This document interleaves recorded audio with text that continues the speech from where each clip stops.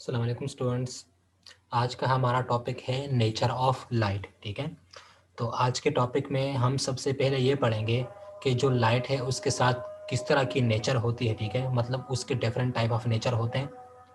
और उसके बाद हम रिफ्लेक्शन और रिफ्रैक्शन ऑफ लाइट की बात करेंगे कि रिफ्लेक्शन ऑफ लाइट और रिफ्लेक्शन ऑफ लाइट क्या होते हैं। तो आज हम सबसे पहले क्या पढ़ेंगे कि जो लाइट है उसके साथ किस तरह की नेचर होती है। ठीक है, मतलब उसके डिफरेंट नेचर के बारे में हम बात करेंगे सबसे पहले, और उसके बाद हम reflection of light and refraction of light के बारे में बात करेंगे। ठीक है, तो आपको पता होगा कि अभी तक हमने क्या पढ़ा। हमने लाइट के बारे में बहुत बात की, हमने लाइट के बारे में बहुत डिस्कशन की कि लाइट के पास पार्टिकल बिहेवियर होता है। ठीक है, मतलब यह है कि लाइट जो है वो पार्टिकल की तरह बिहेवियर करता है, जो हमने photo electric effect, Compton effect और ब्लैक बॉडी रेडिएशन से प्रूव किया था। ठीक है, फिर उसके बाद हमने ये भी पढ़ा कि जो लाइट है वो वेव की तरह बिहेवियर करती है, जो हमने interference, Young's double slit experiment और डिफ्रैक्शन से यहाँ पे पढ़ना। ठीक है, तो अभी तक लाइट के बारे में बहुत डिस्कशन हो गई कि लाइट के साथ डिफरेंट नेचर्स होते हैं। ठीक है, लाइट जो है वो पार्टिकल की तरह बिहेवियर करती है, जो हमने फोटो इलेक्ट्रिक इफेक्ट में देखा। ठीक है, लाइट जो है वो वेव की तरह भी बिहेवियर करती है, जो हमने डायफ्रैक्शन और इंटरफेरेंस फेनोमेना में हमने देखा। ठीक है, तो लाइट के साथ ड्यूल नेचर होता है। अभी तक हमें क्या पता चला कि लाइट जो है वो ड्यूल नेचर का होता है। लाइट पार्टिकल की तरह बिहेवियर भी करता है और लाइट वेव की तरह बिहेवियर भी करता है। ठीक है, तो इसके बारे में सबसे पहले जिसने बात की थी वो कौन था? वो था न्यूटन। ठीक है, तो नेचर ऑफ लाइट के बारे में कि लाइट जो है वो उसके साथ किस तरह का नेचर होता है, मतलब लाइट किस चीज़ की तरह बिहेवियर करता है। ठीक है, तो उसमें सबसे पहले जिसने साइंटिस्ट ने बात की थी वो था न्यूटन। ठीक है, तो न्यूटन ने सबसे पहले लाइट के नेचर के बारे में बात की थी। ठीक है, तो न्यूटन ने क्या कहा था कि जो लाइट है वो टाइनी पार्टिकल्स होते हैं। ठीक है, न्यूटन ने क्या कहा था कि लाइट जो है वो टाइनी पार्टिकल्स होते हैं। न्यूटन ने कहा था कि एवरी लाइट सोर्स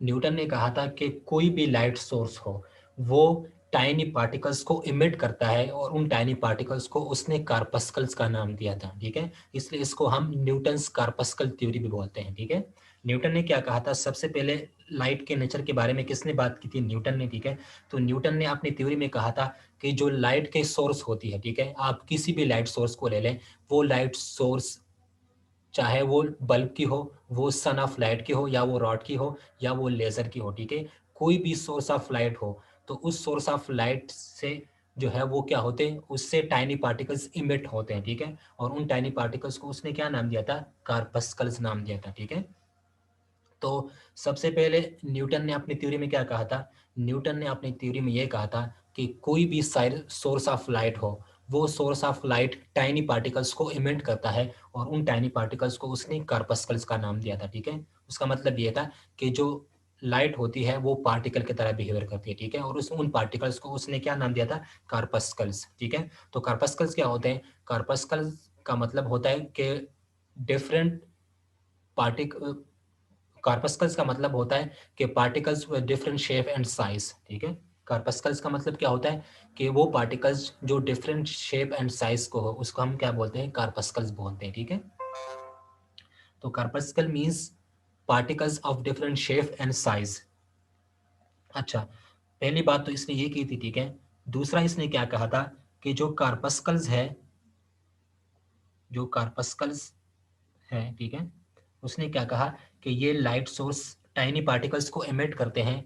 उन टाइनी पार्टिकल्स को उसने कार्पस्कल कहा। ठीक है, और उसने कहा कि जो कार्पस्कल है ये इलास्टिक होते हैं। ठीक है, उसने कहा कि जो लाइट के पार्टिकल्स हैं वो क्या होते हैं? वो इलास्टिक होते हैं, रिजिड होते हैं एंड मासलेस भी होते हैं। ठीक है,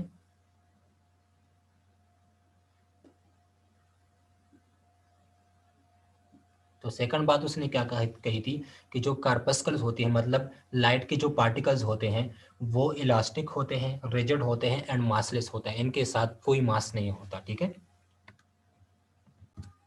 तो सेकंड उसने क्या कहा था कि कार्पस्कल जो है ये इलास्टिक होते हैं, रिजिड होते हैं और मासलेस भी होते हैं, ठीक है। और उसने ये भी कहा था कि जो कार्पस्कल्स हैं ये डिफरेंट शेप एंड साइज के होते हैं, ठीक है। जो लाइट के पार्टिकल्स हैं ये डिफरेंट शेप एंड साइज के होते हैं, ठीक हो गया। कार्पस्कल जो है वो डिफरेंट शेप एंड साइज के होंगे, ठीक है। थर्ड इसने क्या कहा था कि corpuscles travels in a straight line, ठीक है। उसने ये कहा था कि जो कार्पस्कल्स होती हैं वो स्ट्रेट लाइन में ट्रेवल करती हैं, ठीक है। उसका मतलब ये था कि जो लाइट के पार्टिकल्स होते हैं वो स्ट्रेट लाइन में ट्रेवल करते हैं, ठीक है। लाइट जो है वो क्या है, लाइट स्ट्रेट लाइन में ट्रेवल करती है, ठीक है। तो थर्ड उसने क्या कहा था कि corpuscles travel in a straight line, ठीक है। और इसने क्या कहा था कि and travel with different speed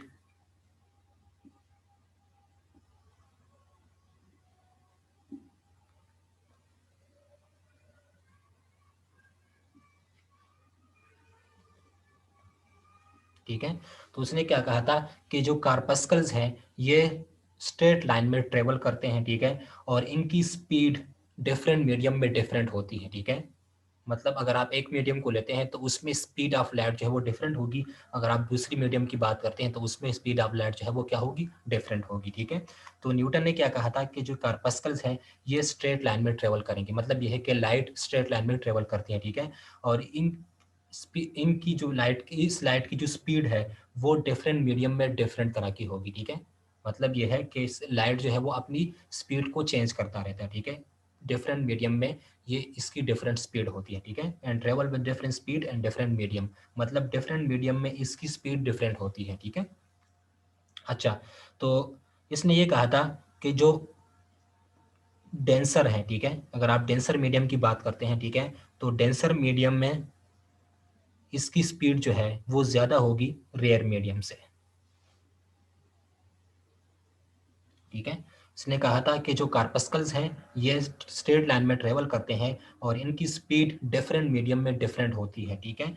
तो उसने कहा था कि जो डेंसर मीडियम है उसमें स्पीड ऑफ लाइट ग्रेटर होती है रेयर मीडियम से, ठीक है।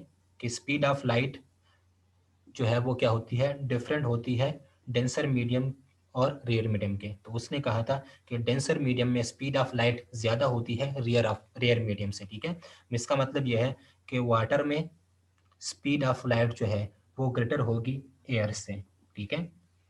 डेंसर मीडियम क्या होता है, वाटर, ठीक है। रेयर मीडियम क्या होता है, एयर, ठीक है। तो इसका मतलब ये था कि डेंसर मीडियम में जो स्पीड ऑफ लाइट है वो ग्रेटर होगी रेयर मीडियम से, मतलब वाटर में स्पीड ऑफ लाइट ज़्यादा होगी एज कंपेयर टू एयर, ठीक है। वाटर में स्पीड ऑफ लाइट जो है वो ज़्यादा होगी एज कंपेयर टू एयर। मतलब ये है कि लाइट जो है वो लाइट के जो पार्टिकल्स हैं वो वाटर में ज़्यादा तेज स्पीड से चलेंगे as compared to air. Air में लाइट की जो स्पीड है वो क्या होगी, वो कम होगी, ठीक है।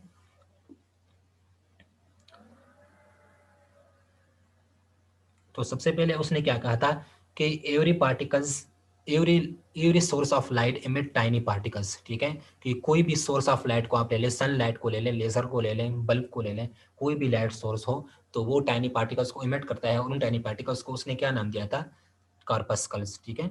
और ये थ्योरी इसने कब दी थी, ये इसने 1675 में दी थी, ठीक है। न्यूटन ने ये थ्योरी कब दी थी, 1675 में, ठीक है। अच्छा, और उसने ये कहा था कि जो कार्पस्कल्स होते हैं ये इलास्टिक, रिजिड एंड मासलेस होते हैं, ठीक है, जो डिफरेंट शेप एंड साइज के होते हैं, ठीक है। तीसरा उसने कहा था कि कार्पस्कल जो है ये स्ट्रेट लाइन में ट्रेवल करते हैं और इनकी स्पीड डिफरेंट मीडियम में डिफरेंट होती है। डेंसर मीडियम में इसकी स्पीड ज़्यादा होगी as compared to rare medium, मतलब वाटर में इसकी स्पीड ज़्यादा होगी एज कम्पेयर टू एयर, ठीक है। अच्छा, फोर्थ इसने क्या कहा था कि different colour of light have different shape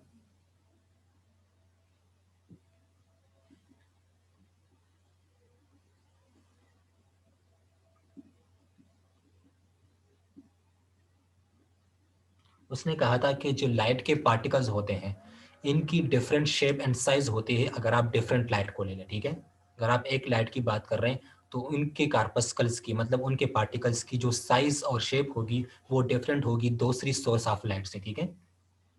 अगर आप डिफरेंट सोर्स ऑफ लाइट को यूज़ कर रहे हैं तो उन डिफरेंट सोर्स ऑफ लाइट की जो कार्पस्कल की शेप एंड साइज है, मतलब उन दोनों लाइट्स उन उन सब लाइट सोर्सेस की, उन डिफरेंट लाइट सोर्सेस की जो पार्टिकल्स हैं उनकी शेप और साइज जो है वो क्या होगी, वो एक दूसरे से डिफरेंट होगी, ठीक है। तो different colours of light have different shape and size of कार्पस्कल्स।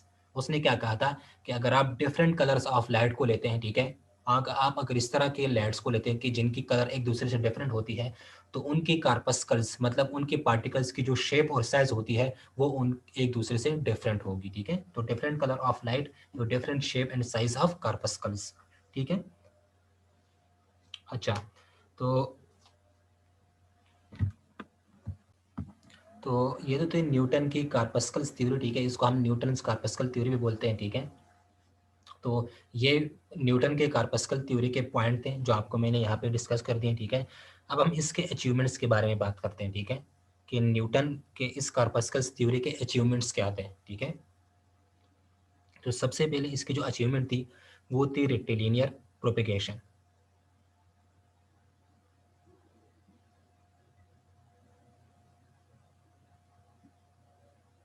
Rectilinear propagation का मतलब है कि लाइट के जो पार्टिकल्स हैं वो स्ट्रेट लाइन में ट्रेवल करते हैं, ठीक है। जो हमने फोटो इलेक्ट्रिक इफेक्ट और कॉम्पटन इफेक्ट में देखा था कि लाइट जब पार्टिकल की तरह बिहेवियर करते हैं तो लाइट स्ट्रेट लाइन में ट्रेवल करते हैं, ठीक है। अगर आप लाइट को वेव की तरह देखेंगे तो लाइट फिर स्ट्रेट लाइन में ट्रेवल नहीं करती, ठीक है। लेकिन अगर आप लाइट को पार्टिकल की तरह देखते हैं, क्योंकि हमने देखा कि लाइट के पास ड्यूल नेचर होता है, वो पार्टिकल की तरह बिहेवियर कभी करता है और वेव की तरह बिहेवियर करता है, ठीक है।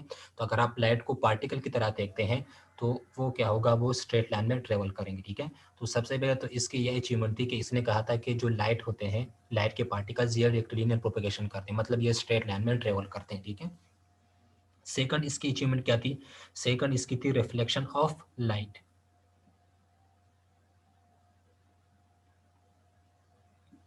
तो अब रिफ्लेक्शन ऑफ लाइट क्या होता है इसके बारे में हम थोड़ी सी बात कर लेते हैं, ठीक है, कि what is reflection of light.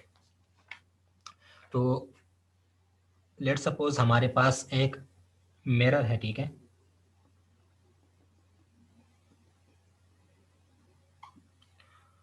ये हमारे पास एक मिरर है, ठीक है। इस मिरर पे अगर हम लाइट को फॉल करते हैं, ठीक है, अगर हम इस मिरर पे लाइट को इंसिडेंट करवाते हैं, लाइट रेस को, ठीक है, तो ये हमारे पास इंसिडेंट लाइट रेज है। ये मिरर है, ठीक है। जब ये इंसिडेंट लाइट रेज, ये क्या है, ये इंसिडेंट लाइट रेज है, ठीक है।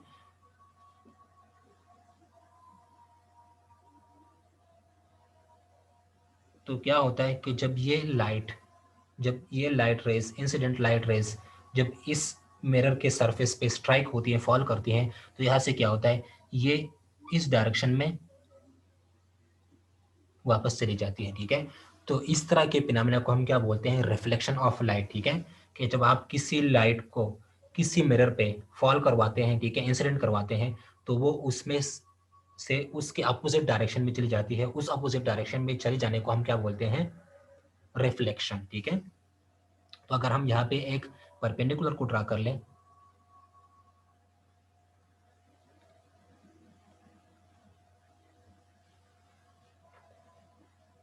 इसमें सबसे पहले आपने ये बात याद रखना है कि इसमें आपने सबसे पहले परपेंडिकुलर ड्रा करना है, ठीक है। तो लेट सपोज मेरे पास ये एक मिरर है, ठीक है। तो सबसे पहले मैं क्या करूँगा, मैं इस यहाँ पे एक परपेंडिकुलर ड्रा कर दूंगा, ठीक है। फिर हमने क्या किया, हमने यहाँ पे लाइट जो है वो इंसिडेंट करवाई, ठीक है, इंसिडेंट लाइट। तो यहाँ पे क्या हुआ, ये इंसिडेंट लाइट जो है वो अपोजिट डायरेक्शन में यहाँ से इस डायरेक्शन में वापस चलेगी, ठीक है। तो यहाँ पे आप देख लें, ये नॉर्मल, ये आपके पास क्या है, इस सरफेस के आपने एक नॉर्मल यहाँ पे ड्रा करना, ठीक है। तो ये नॉर्मल है, ठीक है। तो ये इंसिडेंट रेज, ये हमारे पास इंसिडेंट रेज थे, ठीक है। ये इंसिडेंट रेज इस नॉर्मल के साथ कुछ एंगल पे होंगे, उसको हम क्या कहेंगे, आई, ठीक है, क्योंकि ये इंसिडेंट रेज है, ठीक है। तो इंसिडेंट रेज और नॉर्मल रेज के दरमियान जो एंगल है उसको हम क्या बोलेंगे, आई, ठीक है। यहाँ पे आप देख लें कि जब ये लाइट रेज इस पे यहाँ पे स्ट्राइक होंगी, फॉल होंगी, तो ये यहाँ से अपोजिट डायरेक्शन में चली जाएगी, ठीक है, इस अपोजिट डायरेक्शन में, इसके अपोजिट डायरेक्शन में, ठीक है। कि यहाँ पे जो ये इंसिडेंट हुई थी, ठीक है, ये इंसिडेंट का डायरेक्शन क्या था, ये इंसिडेंट का था, ठीक है। तो यहाँ पे जब ये स्ट्राइक होती है, यहाँ पे फॉल होती है, तो ये लाइट की रेस यहाँ से इस डायरेक्शन में, इसके अपोजिट डायरेक्शन में चली जाती है, ठीक है। तो लाइट के इस अपोजिट डायरेक्शन में चले जाने को हम क्या बोलते हैं, रिफ्लेक्शन ऑफ लाइट बोलते हैं, ठीक है। आपने देखा होगा कि जब आप मिरर के सामने खड़े होते हैं, ठीक है, तो मिरर में आप अपने आप को देखते हैं, लेकिन वो क्या होता है, वो आपके अपोजिट होता है, ठीक है। अगर आप वहाँ यहाँ पे राइट हैंड यूज़ करते हैं तो वहाँ पे लेफ्ट हैंड यूज़ होता है, मतलब वो आपके अपोजिट कर रहा है, ठीक है। तो यहाँ पे आप देख लीजिए, यहाँ पे भी सेम फेनोमेना हो रहा है, ठीक है, कि इंसिडेंट लाइट इस डायरेक्शन में आ रही है, ठीक है, लेकिन जब वो यहाँ पे स्ट्राइक हुई, यहाँ पे फॉल हुई मिरर पे, ठीक है, तो वो इस डायरेक्शन में चलेगी, मतलब वो इंसिडेंट लाइट के अपोजिट चलेगी, ठीक है। तो जब इंसिडेंट लाइट किसी मिरर पे फॉल होती है और वहां से उसके इंसिडेंट लाइट के अपोजिट डायरेक्शन में चली जाती है, उसको हम क्या बोलते हैं, रिफ्लेक्शन ऑफ लाइट बोलते हैं, ठीक है। तो यहाँ पे लाइट जो है वो लाइट के रेज इस डायरेक्शन में, अपोजिट डायरेक्शन में चली जाएगी, ठीक है। तो इस अपोजिट डायरेक्शन में लाइट के रेस चले जाने को हम क्या बोलते हैं, इसको हम रिफ्लेक्शन ऑफ लाइट बोलते हैं, ठीक है। तो ये क्या होगा, रिफ्लेक्टेड रिफ्लेक्टेड रेस, ठीक है। ये इंसिडेंट रेस थे, तो ये क्या होंगे, ये रिफ्लेक्टेड रेस होंगे, ठीक है, रिफ्लेक्टेड रेस ऑफ लाइट। अच्छा, तो ये रिफ्लेक्टेड रेज ऑफ लाइट इस नॉर्मल के साथ कुछ एंगल पे होगी, ठीक है। तो उस एंगल को हम क्या कहेंगे, आर, ठीक है, क्योंकि ये रिफ्लेक्टेड है, रिफ्लेक्टेड को हम किस चीज़ से रिप्रेजेंट करेंगे, आर से यहाँ पे रिप्रेजेंट करेंगे। तो रिफ्लेक्टेड रेज और नॉर्मल के दरमियान एंगल होगा, उसको हम यहाँ पे क्या किस चीज़ से रिप्रेजेंट करेंगे, आर से रिप्रेजेंट करेंगे, ठीक है। तो रिफ्लेक्शन ऑफ लाइट क्या होता है, आप जब एक मिरर को लेते हैं, ठीक है, और उस मिरर पे लाइट के रेस को इंसिडेंट करवाते हैं, ठीक है, तो वहाँ से लाइट की रेस जो है वो इंसिडेंट लाइट रेस यहाँ पे, जब आप इस पे लाइट के रेस फॉल करवाते हैं, स्ट्राइक करवाते हैं, ठीक है, इंसिडेंट, जब आप इस पे मिरर पे लाइट रेस इंसिडेंट करवाते हैं, तो यहाँ से इंसिडेंट लाइट रेस जो है वो यहाँ पे इंसिडेंट लाइट रेस के अपोजिट डायरेक्शन में चली जाती है, ठीक है। तो इस डायरेक्शन में जब ये अपोजिट चली जाएगी, ठीक है, तो इसको हम क्या बोलते हैं, रिफ्लेक्शन बोलते हैं, ठीक है, इसको हम क्या बोलते हैं, रिफ्लेक्शन ऑफ लाइट, ठीक है। जब आप इंसिडेंट लाइट रेस फॉल करवाते हैं किसी मिरर पे, ठीक है, तो उस मिरर के सरफेस से वो लाइट रेज इंसिडेंट रेस के अपोजिट डायरेक्शन में चली जाती है, उसको हम क्या बोलते हैं, जब अपोजिट डायरेक्शन में चली जाती है उसको हम क्या बोलते हैं, रिफ्लेक्शन ऑफ लाइट, ठीक है। तो इसको हम आई एंगल से रिप्रेजेंट करते हैं, इसको हम आर एंगल से रिप्रेजेंट करते हैं, जो ये नॉर्मल के साथ बना रहा है, ठीक है। तो यहाँ पे लॉज ऑफ रिफ्लेक्शन जो है उसके कुछ कंडीशंस थे, ठीक है। तो इसका सबसे पहला कंडीशन जो है वो क्या था, कि इंसिडेंट रे इंसिडेंट एंगल, ठीक है, और रिफ्लेक्टेड एंगल, ठीक है, I and R and normal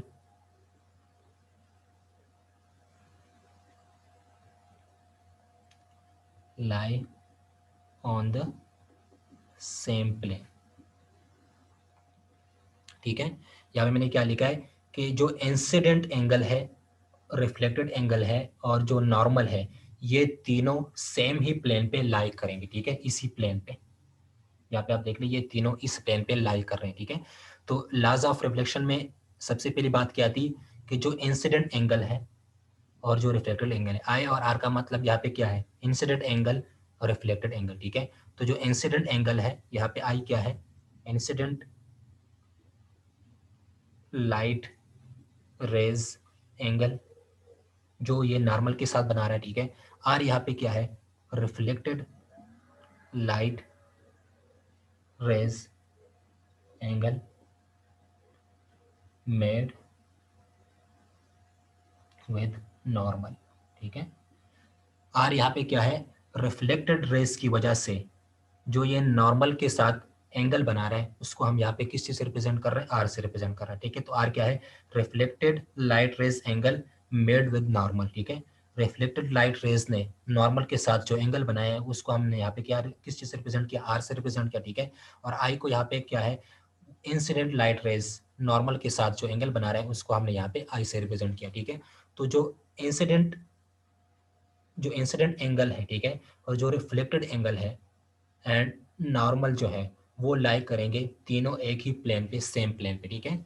incident angle, reflected angle, and normal जो है वो लाई करेंगे सेम प्लेन पे, ठीक है। तो सबसे पहले तो बात ये थी, ठीक है।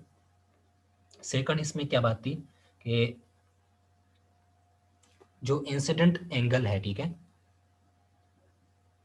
वो हमेशा बराबर होगा रिफ्लेक्टेड एंगल के, ठीक है। मतलब ये है कि I is equal to R, incident angle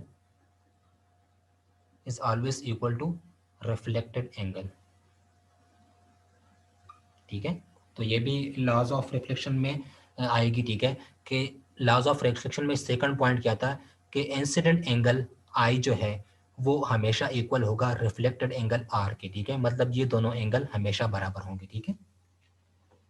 तो ये तो हो गई रिफ्लेक्शन ऑफ लाइट की बात, ठीक है।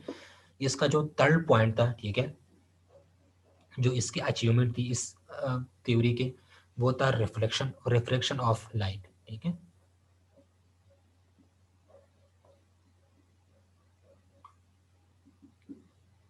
थर्ड अचीवमेंट इसकी क्या थी? रिफ्रैक्शन ऑफ लाइट, ठीक है। तो रिफ्रैक्शन ऑफ लाइट क्या होता है?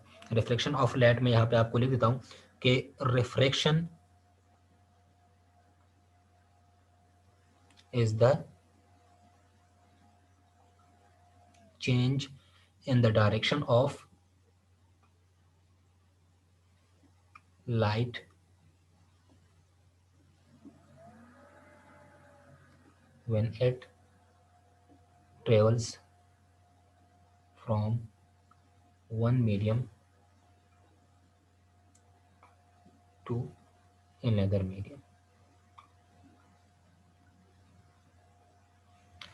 तो अब हम बात करेंगे रिफ्रैक्शन ऑफ लाइट के बारे में, ठीक है। तो सबसे पहले तो आप ये समझिए कि रिफ्रैक्शन क्या होता है। रिफ्रैक्शन का मतलब होता है कि जब लाइट की डायरेक्शन, जब लाइट जिस डायरेक्शन में ट्रेवल हो रहा था वो लाइट अपने डायरेक्शन को चेंज कर दे जब वो एक मीडियम से दूसरी मीडियम में एंटर हो जाता है, ठीक है। रिफ्रैक्शन का मतलब क्या है? Refraction is the change in the direction of light, ठीक है। कि रिफ्रैक्शन का मतलब है लाइट की डायरेक्शन में चेंज जब वो एक मीडियम से दूसरी मीडियम में ट्रेवल करता है, ठीक है। जब लाइट के रेज एक मीडियम से दूसरी मीडियम में एंटर होते हैं तो वहाँ पे वो अपनी डायरेक्शन को चेंज कर देते हैं, वहाँ पे बेंड हो जाते हैं, उसको हम क्या बोलते हैं? रिफ्रैक्शन बोलते हैं, ठीक है। तो जब लाइट के रेज एक मीडियम से दूसरी मीडियम में जब जाएंगी और वहाँ पे बेंड हो जाएगी, मतलब अपनी डायरेक्शन को चेंज कर लेगी, तो उसको हम क्या बोलते हैं? रिफ्रैक्शन बोलते हैं, ठीक है। तो रिफ्रैक्शन ऑफ लाइट क्या होगा? रिफ्रैक्शन ऑफ लाइट का मतलब ये होगा कि जब लाइट के रेज किसी एक मीडियम से दूसरी मीडियम में एंटर होते हैं और उसके सरफेस पे वहाँ से बेंड हो जाती है, दूसरी मीडियम के सरफेस पे वहाँ पे जाके बेंड हो जाती है या अपने डायरेक्शन को चेंज कर देती है, उसको हम रिफ्रैक्शन ऑफ लाइट कहेंगे, ठीक है। तो यहाँ पे रिफ्लेक्शन ऑफ लाइट का फिनोमेना किस तरह से होता है कि लेट्स सपोज मेरे पास एक ग्लास है, ठीक है। ये मेरे पास एक ग्लास है। तो ग्लास में आपको पता होगा कि ग्लास में क्या होते हैं? पार्टिकल्स होते हैं, ठीक है। तो आपको सबसे पहले मैंने क्या कहा था कि आपने नॉर्मल यहाँ पे ड्रा करना है, तो हम यहाँ पे एक नॉर्मल ड्रा कर देते हैं, ठीक है। इसके बाद यहाँ पे क्या होगा? ये हमारे पास एक ग्लास है, ठीक है, पीस ऑफ ग्लास है यहाँ पे। ये क्या है? ये एक पीस ऑफ ग्लास है। यहाँ पे हमने परपेंडिकुलर ड्रॉ कर दिया, ठीक है। तो इस ग्लास के अंदर पार्टिकल्स होंगे, इसके इसके मॉलिक्यूल्स होंगे। यहाँ पे ये नॉर्मल है। अब हम क्या करते हैं? हम यहाँ पे लाइट जो है वो इंसिडेंट करवाते हैं, ठीक है। तो ये आएगा इंसिडेंट लाइट।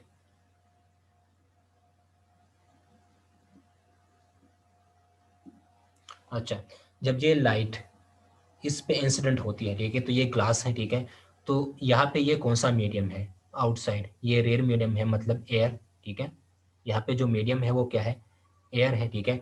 तो यहाँ पे आप देख लें, ये लाइट जो है वो क्या कर रही है? स्ट्रेट लाइन में ट्रेवल कर रही है, ठीक है। यहाँ पे आप देख लें, लाइट की रेज स्ट्रेट लाइन में ट्रेवल कर रही है जब वो एक मीडियम में है, एयर में, ठीक है। लेकिन जो ही ये लाइट रेज कि एक मीडियम से दूसरी मीडियम में एंटर होता है, ठीक है। तो ये एयर है, ठीक है, और ये ग्लास क्या है? यहाँ पे ये ग्लास है, तो इसको हम क्या बोलते हैं? डेंसर मीडियम बोलते हैं, ठीक है। तो ये दोनों डिफरेंट मीडियम है, एक है रेयर मीडियम जिसको हमने एयर कहा हुआ है, दूसरा है डेंसर मीडियम जिसको हमने यहाँ पे ग्लास लिया हुआ है, ठीक है। तो यहाँ पे आप देख लें, यहाँ से यहाँ तक लाइट जो है वो क्या कर रही है? वो स्ट्रेट लाइन में ट्रेवल कर रही है, ठीक है। लेकिन जो ही ये लाइट रेस इस मीडियम तक पहुंचेगी, ठीक है, तो यहाँ पे ये क्या हो जाएगी, जब ये लाइट रेस किसी एक मीडियम से दूसरी मीडियम पे एंटर होते हैं, ठीक है। तो ये रेयर मीडियम है एयर, और ये कहाँ पे एंटर हो रही है, डेंसर मीडियम में, ग्लास में, ठीक है। तो ये लाइट रेस जब किसी दूसरी मीडियम में एंटर होते हैं, ठीक है, तो उस सरफेस के, उस मीडियम के सरफेस पे वो क्या हो जाती है, वो बेंड हो जाती है इस तरह से, मतलब अपनी डायरेक्शन को चेंज कर लेती है, ठीक है। क्या कहा मैंने आपको कि जब लाइट यहाँ से यहाँ तक आ रही थी तो ये स्ट्रेट लाइन में ट्रेवल कर रही थी, ठीक है। मतलब ये एयर में जा रही थी क्योंकि ये एक मीडियम में जा रही थी, ठीक है। तो ये स्ट्रेट लाइन में थी ये लाइट, ठीक है। लेकिन जो ही ये दूसरी मीडियम में एंटर हो रही थी तो उस मीडियम के सरफेस पे वो लाइट क्या हो जाएगी, वो बेंड हो जाएगी, ठीक है। तो यहाँ पे लाइट जो है वो क्या हो जाएगी, वो बेंड हो जाएगी, मतलब वो अपनी डायरेक्शन को चेंज कर लेगी, ठीक है। और इस फिनोमेना को हम क्या बोलते हैं, रिफ्लेक्शन ऑफ लाइट बोलते हैं, ठीक है। जब लाइट अपने डायरेक्शन को चेंज करती है, ठीक है, या लाइट जो है वो जब किसी मीडियम में एंटर हो जाए और वहाँ पे बेंड हो जाए तो उसको हम क्या बोलते हैं, रिफ्लेक्शन ऑफ लाइट, ठीक है। तो यहाँ पे आप देख लें, इसको हम इस तरह से भी डिफाइन कर सकते हैं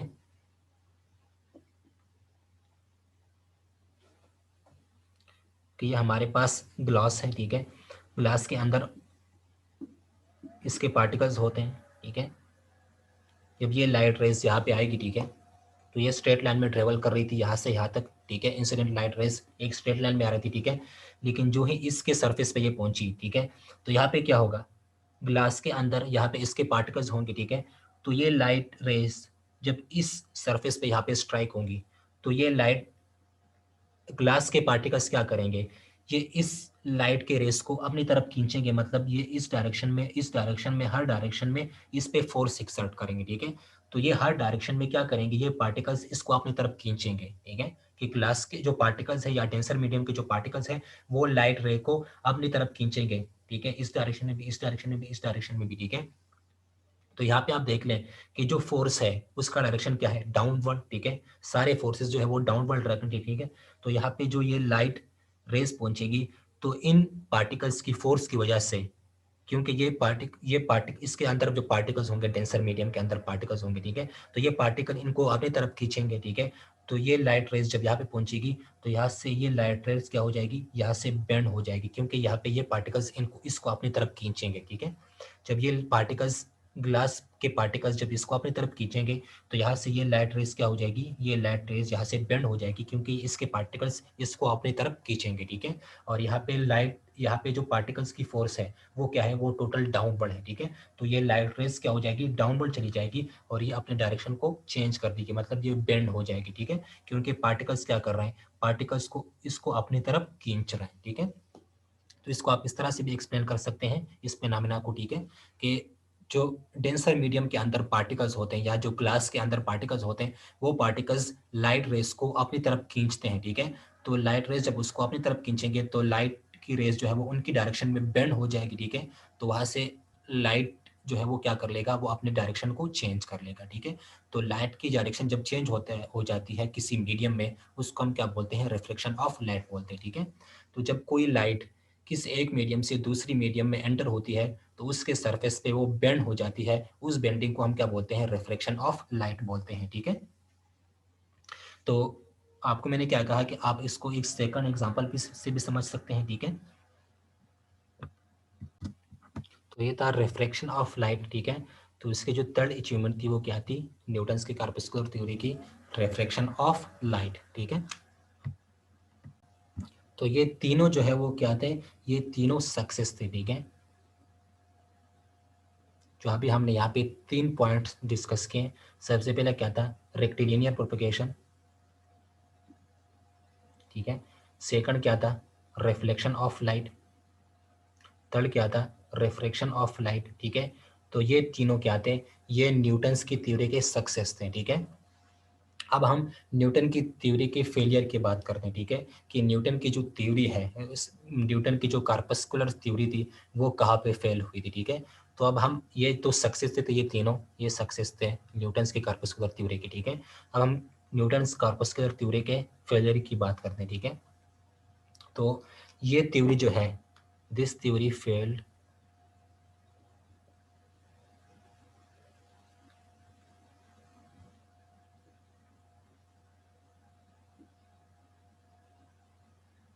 this theory failed explain interference of light. ये थ्योरी फेल हुई इंटरफेरेंस ऑफ लाइट को एक्सप्लेन करने में, ठीक है। क्योंकि इंटरफेरेंस ऑफ लाइट में हमने देखा था कि लाइट जो है वो क्या है, वो वेव की तरह बिहेवियर करते हैं, ठीक है। लेकिन इसने क्या कहा था कि ये कार्पस्कुलर पार्टिकल्स होते हैं, ठीक है, न्यूटन्स ने। अच्छा, ये this theory fail to explain interference of light, ठीक है। सेकंड, ये किस चीज़ को एक्सप्लेन करने में फेल हुई थी? डायफ्रेक्शन ऑफ लाइट को, ठीक है। तो डिफ्रैक्शन ऑफ लाइट में भी हमने कहा था कि जो लाइट होती है, लाइट वेव की तरह बिहेवियर करती है, ठीक है। अगर लाइट पार्टिकल्स की तरह बिहेवियर करती तो वो वहाँ पे हमें स्क्रीन पे उस जगह पे हमें डार्क नज़र आ जाती, ठीक है। तो हमने डिफ्रैक्शन ऑफ लाइट में देखा था कि लाइट जो है वो वेव की तरह बिहेवियर करती है, वो पार्टिकल की तरह बिहेवियर नहीं करती, ठीक है। तो न्यूटन्स की थ्योरी की जो फेलियर थे वो क्या थे कि इस थ्योरी ने इंटरफेरेंस ऑफ लाइट को एक्सप्लेन नहीं किया, ठीक है, और इसने डिफ्रैक्शन ऑफ लाइट को भी एक्सप्लेन नहीं किया, ठीक है। मतलब ये थ्योरी इंटरफेरेंस ऑफ लाइट और डिफ्रैक्शन ऑफ लाइट को एक्सप्लेन नहीं कर सकती, ठीक है। तो ये इसके फेलियर थी, ठीक है। लेकिन न्यूटन्स की जो कार्पस्कुलर थ्योरी थी, इसको जो सबसे बड़ा फेलियर जब इसका आया, ठीक है, न्यूटन्स के कार्पस्कुलर थ्योरी की जो सबसे बड़ा फेलियर था वो कब आया? 1850 में, ठीक है। 1850 में एक साइंटिस्ट था फोकाल्ट, ठीक है, जिसका नाम फोकाल्ट था, ठीक है। इसने एक्सपेरिमेंटली ये प्रूव कर दिया, एक्सपेरिमेंटली प्रूव दैट लाइट,